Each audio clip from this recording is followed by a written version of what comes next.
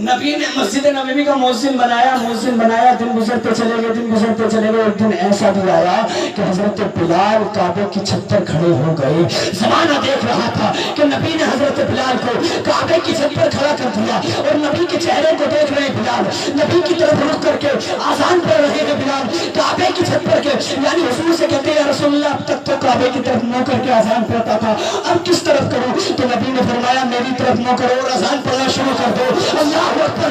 اب ذرا دیکھو تو صحیح، اللہ اللہ، مصطفیٰ جان رحمت نے حضرت بلال کو کعبے کی چھت پر چڑھا دیا مسلمانوں، اور جب کعبے کی چھت پر چڑھایا تو سمانے والے دیکھ رہے تھے اور بلال سے کہہ رہے تھے اے بلال اب تک دیکھا تھا امیہ کبھی کوڑے برسا رہا تھا، کبھی بھاری پتھر برسا رہا تھا، کبھی گرم ریت پر گھسیٹ کر مار رہا تھا، آج کعبے کی چھت پر اتنی بلندی پر کیسے کھڑے ہو گئے؟ تو بلال نے کہا تھا اے دنیا والوں، جب دنیا دار کا غلام تھا تو دنیا کی نظروں میں ایک معمولی شخص تھا، اور جب مدینے کے تاجدار کا غلام بن گیا تو اتنی بلندی پر پہنچا دیا کہ آج کعبہ بھی قدموں کو چوم رہا، اتنی بلندی پر پہنچا دیا کہ آج کعبہ بھی قدموں کو چوم رہا ہے، تو نبی سے عشق بہت ضروری ہے۔ آخری بات بتا کر کچھ کر رہا ہوں، دیکھیے علامہ قاضی عیاض شفا شریف میں لکھتے ہیں کہ ایک دیہاتی آیا حضور کی بارگاہ میں، اور آنے کے بعد میں کہنے لگا یا رسول اللہ بہت غریب ہوں، کچھ دے دیجیے۔ تو حضرت عمر بھی پاس تھے، دیگر صحابہ حضور کے سامنے تھے، جب حضور سے اس نے اتنا کہا نا یا رسول اللہ کچھ دے دیجیے، آقا کریم نے جب اتنا سنا تو اسے تھوڑا مال دے دیا، اور جب اس نے تھوڑا مال لیا تو کیا کہا تھا اس نے؟ یا رسول اللہ میں نے تو آپ کی بہت سخاوت سنی، کیا کہا؟ میں نے تو آپ کی بہت سخاوت سنی، لیکن آپ نے تو مجھے ضرورت کے مطابق مال ہی نہیں دیا۔ اور جب اتنا کہا نا اس نے تو فاروق اعظم نے تلوار نکال دی۔ فاروق اعظم نے وہ ہر وقت ان کی تلوار تیار رہتی تھی غداروں کے خلاف، جو نبی کی یعنی نبی سے بغض رکھتے تھے اور نبی سے دشمنی رکھتے تھے۔ کہا تھا حضرت عمر نے کلمہ پڑھنے کے بعد میں ہے کسی کے باپ میں ہمت جو مصطفیٰ جان رحمت پر انگلی اٹھائے؟ بتوں کی پوجا کرتے تھے لوگ سب کے سامنے، تو حضرت عمر نے کہا یار جو باطل ہے ان کی پوجا کھلے عام ہوتی ہے، اور جو حق پر ہے وہ چھپ چھپ کے عبادت کرتے ہیں، آؤ کرو میدان میں دیکھوں کس کی ماں نے دودھ پلا ہے، میں دیکھوں اگر مسلمانوں سے کوئی یعنی جو ہے ٹچ بھی کر دے مسلمانوں کو۔ فاروق اعظم نے اللہ اکبر تلوار نکالی، مصطفیٰ جان نے اپنا اشارہ کہا ٹھہر تو جاؤ عمر، کہا عمر ٹھہر تو جا، تو کہا یا رسول اللہ حضور نے دین کو اخلاق سے ہی پھیلایا، حضور نے دین کو اخلاق سے ہی پھیلایا ہے، ہمارا اخلاق کی طرح نہیں ہے جناب۔ اگر کوئی بچہ MBBS ڈاکٹر بن جائے یا کسی کالج میں بڑی یونیورسٹی میں پڑھنے لگے نا تو جاہلوں کو تو اپنی نظروں میں کچھ نہیں سمجھتا، اور ایک بات یاد رکھنا علم کی پہچان تکبر سے نہیں ہوتی، ادب سے ہوتی ہے۔ علم کی پہچان چاہے MBBS ڈاکٹر بن جائے، چاہے کتنی بڑی PhD کرنے کے بعد میں کتنی بڑی ڈگری حاصل کر لے، اور تیری نظر میں گاؤں کا کلڑ بزرگ جو بالکل پڑھا لکھا نہیں ہے، اگر اس کی تیری نظر میں جو ہے حیثیت نہیں ہے اور اس کی تعظیم تیرے دل میں نہیں ہے، سارا علم بیکار ہے تیرا، کسی کام کے نہیں ہے۔ ایسے علم کی صلاحیت اور ایسی دولت کسی کام کے نہیں ہے۔ علم وہی کام آتا ہے جو بڑوں کا ادب سکھاتا ہے، علم تو وہی کام آتا ہے جو بڑوں کا ادب سکھاتا ہے، اور یہی مصطفیٰ نے ہمیں درس دیا۔ حضرت علی سے پوچھا گیا کہ کامیاب شخص کون ہے، کیا کہا؟ کامیاب شخص کون ہے؟ تو حضرت علی نے کہا تھا کامیاب شخص وہ ہے جو جاہلوں سے اچھا رویہ رکھے، علم ہونے کے باوجود جاہلوں سے ایسا رویہ رکھے کہ انہیں یہ محسوس نہ ہو کہ ہمیں حقیر جان رہا ہے، جاہل کو یہ محسوس نہ ہونا چاہیے یار یہ عالم بن کے ہمیں حقیر جان رہے ہیں، ایسا محسوس ہونا چاہیے کہ عالم بن کے بھی ہمیں محبت سے دیکھ رہے ہیں۔ حضرت علی نے یہ کہا اللہ اکبر۔ اب ذرا دیکھو جب اس نے اتنا کہا نا یا رسول اللہ میں نے تو آپ سے بہت امید رکھی تھی مگر میری آپ نے ضرورت کے مطابق کچھ نہیں دیا، اللہ اکبر۔ جب اتنا کہا نا میں آپ کو ایک قیمتی جملہ دینا چاہ رہا ہوں عقائد کے اوپر، یہاں پر آپ کو ایک قیمتی جملہ دینا ہے۔ کیا کہا کہ حضور میں نے ضرورت کے مطابق آپ سے نہیں پایا، تو میرے حضور نے فرمایا، حضرت عمر نے جب تلوار نکالی عمر ٹھہر، جب یہ حضرت فاروق اعظم نے تلوار اندر کی حضور نے کہا میرے ساتھ اندر آ جا، اور آج ہمارا مسئلہ بھی یہ ہے کہ مسجد کے لیے اگر کسی نے ٹائل دے دی یا مسجد کے لیے کسی نے چٹائی دے دی، امام صاحب اگر ممبر پہ ایک آدمی کا نام لے دے، اس کا نام لے لی، جس نے چٹائی دی تھی، وہ لو امام صاحب نے ہمارا نام ہی نہیں لیا، ہم نے تو مسجد میں چٹائی دی تھی. یہ مسئلہ ہے کہ نہیں ہے؟ یہی مسئلہ ہے. مگر یار صدقہ ایسا کیا کرو، دین میں خدمت ایسی کیا کرو کہ اللہ رب العزت ہی دیکھے، دنیا دار نہ دیکھے. یہی نیت رکھا کرو کہ اللہ دیکھے، دنیا راضی ہو یا نہ ہو. لوگوں کا کیا ہے، آج کچھ کہتا ہے کل کچھ کہتے ہیں. لوگ باتیں ایسی کرتے ہیں، کچھ لوگوں کے تو مسئلے ایسے ہیں، کتنے چینل بنے ہوئے ہیں، لیکن جب وہ بات کرتے ہیں تو ایسا لگتا ہے جیسے امریکہ کی حکومت انہیں سے مشورہ لے کے بنائی گئی. حالات ایسے ہو چکے ہیں کہ ایسا لگتا ہے جب وہ بولتے ہیں تو ایسا لگتا ہے بھائی فضول بات کیوں کرتے ہو کہ فلاں جگہ ایکسیڈنٹ ہو گیا، فلاں جگہ رکشہ پلٹ گیا، فلاں جگہ بس پلٹ گئی ہو، یہ فضول باتیں کیوں کرتے ہو؟ 4 آدمی بیٹھ جایا کرو تو نبی کی سیرت کی باتیں کیا کرو. یہ سکھایا ہمیں مذہب اسلام نے. جب 4 لوگ کہیں بیٹھ جایا کرو تو یہ کہا کرو کہ مصطفیٰ نے کبھی کسی کی امانت میں خیانت نہیں کی، نبی نے کبھی جھوٹ نہیں بولا. ہمیں بھی چاہیے کہ نبی کے طریقے پر عمل کریں. اللہ اکبر. نبی نے فرمایا کہ تیری ضرورت کے مطابق مال نہیں ملا تو آ اندر. اب حضور سے اندر لے گئے. پہلے تو حضور نے اسے دودھ پلایا، دودھ پلایا، شہد کھلایا، کھجور کھلائی. جب شکم سیر ہو گیا، اس کا پیٹ بھر گیا نا، تو حضور علیہ السلام نے فرمایا اب بتا کیا لے گا. تو حضور علیہ السلام نے دینا شروع کیا. تھوڑا دیا، اس نے جھوٹ پھیلا، اپنی جو ہے جھولی پھیلا لی. حضور نے اور دیا، دیتے رہے. خود کہنے لگا حضور اتنا نہ دیجیے، مجھ سے اٹھے گا بھی نہیں. کیا کہا؟ اتنا نہ دیجیے، مجھے اٹھے گا بھی نہیں، مجھ سے اٹھے گا بھی نہیں. اللہ اکبر. جب مصطفیٰ جان رحمت نے اسے اتنا دیا، اس نے کہا نا مجھ سے اٹھے گا بھی نہیں. تو ہی تو کہتا تھا کہ میری ضرورت کے مطابق نہیں دیا. اللہ اکبر. مگر یہ دربار ایسا ہے کہ جب یہ کسی کو دے دیتے ہیں تو نسلیں کھاتی کھاتی ختم ہو جاتی ہے، مال ختم نہیں ہوتا، مال ختم نہیں ہوتا. مگر اس نبی نے اتنا دیا. جب یہ غلام لے کر کے چلنے لگا تو میرے حضور نے ارشاد فرمایا یہاں دیکھو حضور کی شریعت، یعنی حضور کی زندگی. یہاں دیکھو حضور نے ہمیں درس کیا دیا. عقیدے کے اوپر بات آئی. حضور علیہ السلام نے فرمایا کہ تو نے ابھی باہر کہا تھا کہ حضور مجھے ضرورت کے مطابق آپ سے مال نہیں ملا. جب تو نے یہ کہا تھا نا کہ ضرورت کے مطابق مجھے تم سے مال نہیں ملا، تو میرے صحابہ کو اس بات کا بہت برا لگا تھا. میرے صحابہ کو اس بات کا بہت برا لگا تھا. اللہ اکبر. لوگ کہتے ہیں کہ نبی سے مت مانگو، نبی سے مت مانگو. تو مجھے بتاؤ، جو کہتے ہیں نبی سے مت مانگو، نبی کچھ دے نہیں سکتے اور ہمیں برا لگتا ہے، تو ہم جو ہے ہمیں یہ سبق برا لگنے کا یہاں سے نہیں ملا، صحابہ سے ملا ہے.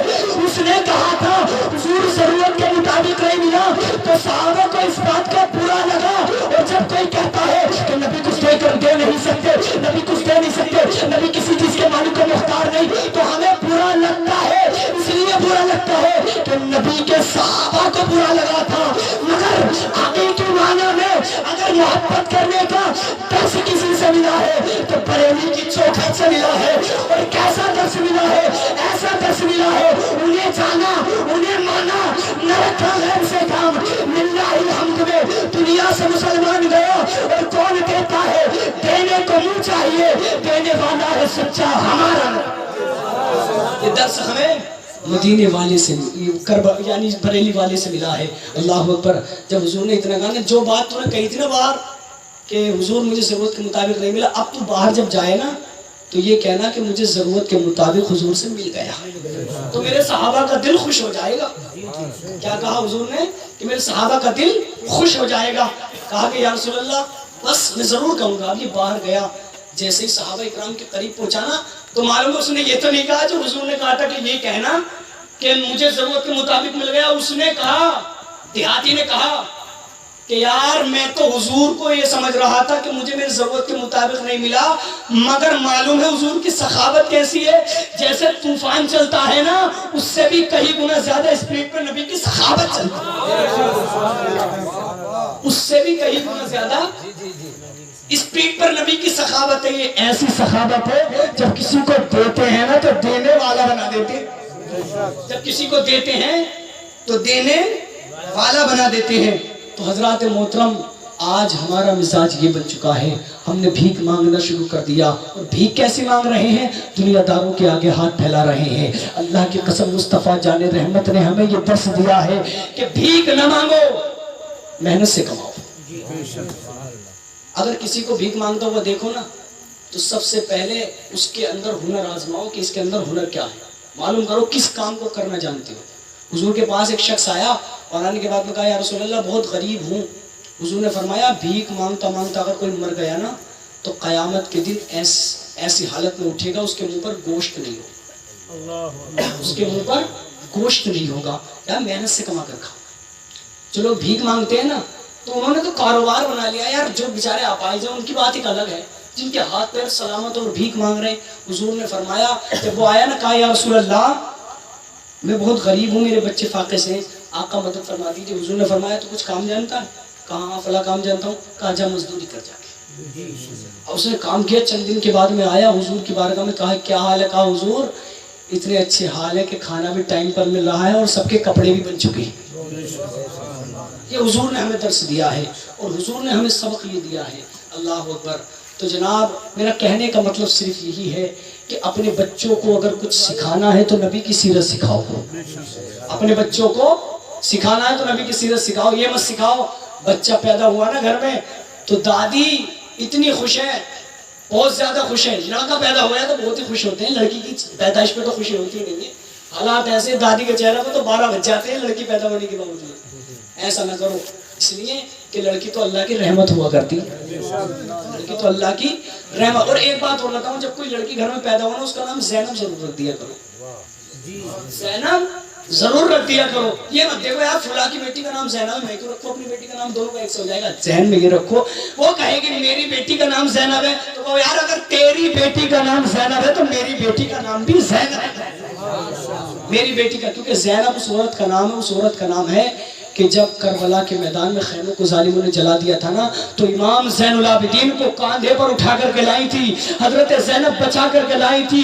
اور اللہ اکبر، محدثین فرماتے کہ امام زین العابدین کو بچا کر کے حضرت زینب نے امت محمدیہ پہ اتنا بڑا احسان کیا ہے، اتنا بڑا احسان کیا ہے کہ حضرت زینب امام زین العابدین کو کاندھے پر تنہا امام زین العابدین کو نہیں لا رہی تھی بلکہ 12 اماموں کی امامت کو تنہا اٹھا کر لا، 12 اماموں کی امامت کو تنہا اٹھا کر کے لا رہی تھی۔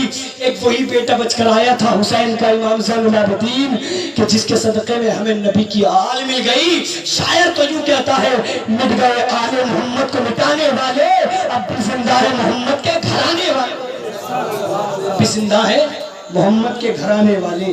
تو حضرات محترم ہمیں چاہیے کہ حضور علیہ السلام کی سیرت پر عمل کریں اور حضور کی شریعت پر عمل کریں، اس لیے کہ مصطفیٰ جان رحمت کی عظمت کو نظروں کے سامنے رکھیں، بچوں کی پرورش اس طرح کریں کہ حضور علیہ السلام کی سیرت بچوں کو بتائیں۔ ایسا نہ کریں کہ گھر میں بچہ پیدا ہوا، تھوڑا ہوشیار ہوا نا تو دادا بھی دیکھ رہا ہے، دادی بھی دیکھ رہی ہے، گانے بج رہے ہیں، بچہ ناچ رہا ہے، دادی خوش ہے میرا تو ناچنا سیکھ گیا، بہت اچھا ڈانس کر رہا ہے، ناچنا سیکھ گیا۔ وہ ایسا نہ کریں، اس لیے کہ جب وہ ناچنا سیکھ جائے گا نا بچپن میں، جب وہ پہنچے گا 22-23 کے لپیٹ میں اور جب شادی ہو جائے گی تو کہے گا کہ بڑھیا بڈھو اب تک تو میں ناچ رہا تھا، بڈھے تجھے بھی نچاؤں گا، بڑھیا تجھے بھی نچاؤں گا۔ بچپن میں جب ناچ رہا تھا تو اسے ڈانٹتا اور کہتا بیٹے تجھے دنیا میں نبی کے ترانے سنانے کے لیے بھیجا گیا ہے، نمازیں پڑھنے کے لیے بھیجا گیا ہے، نبی کی سیرت پر عمل کرنے کے لیے بھیجا گیا ہے، تجھے کسی فلمی اسٹار کا طریقہ اختیار کرنے کے لیے نہیں بھیجا گیا۔ اگر اس بیٹے کو بچپن میں نبی کی سیرت بتا دیتے تو وہ تم دور نہیں، اللہ کی قسم دنیا والے نظروں سے دیکھتے نظر آتے اور کہتے دیکھو یہ کوئی اور نہیں جا رہا ہے، مصطفیٰ جان رحمت کا غلام جا رہا ہے۔ اور تم کہتے ہو کہ بڑھاپے میں بچے ہمارا ساتھ نہیں دیتے، ہمارے بچے ہمارا کہنا نہیں مانتے، ہمارے بچے ہماری عزت نہیں کرتے۔ اللہ کی قسم اگر بچپن میں مصطفیٰ جان رحمت کا طریقہ اپنے بچوں کو بتا دیتے تو یہ بچہ بڑھاپے میں تمہیں لاٹھی نہ دکھاتا بلکہ خود تمہارے بڑھاپے کی لاٹھی بن جاتا، خود تمہارے بڑھاپے کی لاٹھی بن جاتا۔ لہٰذا میرا کہنے کا مقصد صرف یہی ہے کہ اپنے بچوں کو نبی کی سیرت سکھاؤ اور نمازوں کی پابندی کرو اور اپنے بچوں کو یہ بتاؤ کہ بیٹا اس طرح سے حضور کھایا کرتے تھے، اس طرح سے حضور چلا کرتے تھے۔